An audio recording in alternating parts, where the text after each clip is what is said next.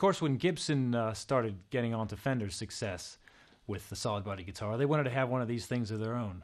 Les Paul had been on to them for a few years to make a solid guitar out of a contraption he had that was called the log, with a solid plank down the middle and bits of an Epiphone hollow body bolted on each side. Once the Telecaster started to take off, you could picture the Gibson execs giving Les Paul a call and saying, you know, bring that log contraption back in here and let's see what we can do with the thing.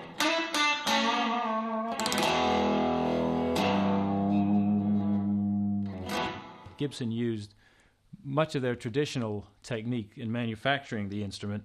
They carved the top out of a piece of maple. They used a solid piece of mahogany for the back, and they glued in the neck rather than bolting it on like Fender had been doing. So it was still a more traditional guitar in some senses, but entirely radical in many other ways.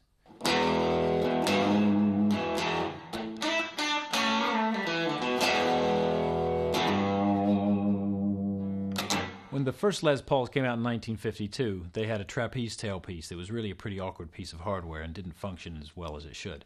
They switched over to this wrap-over tailpiece, which is very simple, but it did the job.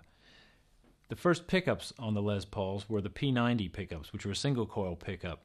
They had a lot of mid-range punch and a real grunt and grind to them, and they turned out to be a real classic pickup for rock and roll.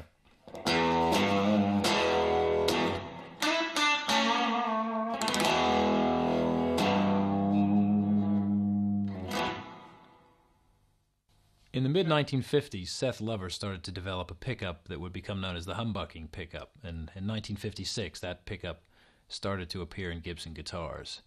This was designed with two coils side by side that were wound in opposite directions to opposite polarities, and thereby they rejected a lot of the noise that the single coil pickup was generating.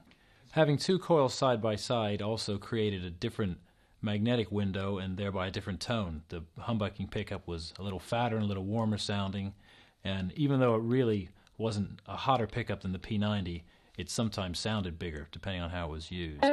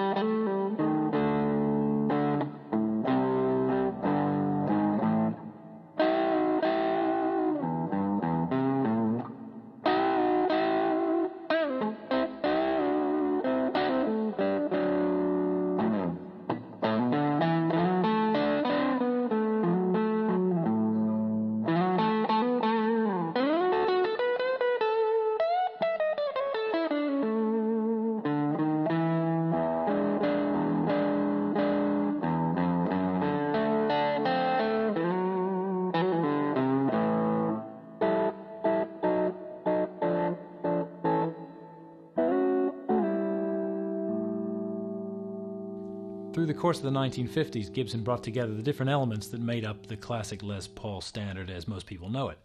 They introduced the Tune-o-matic bridge, which offered much better intonation on the guitar.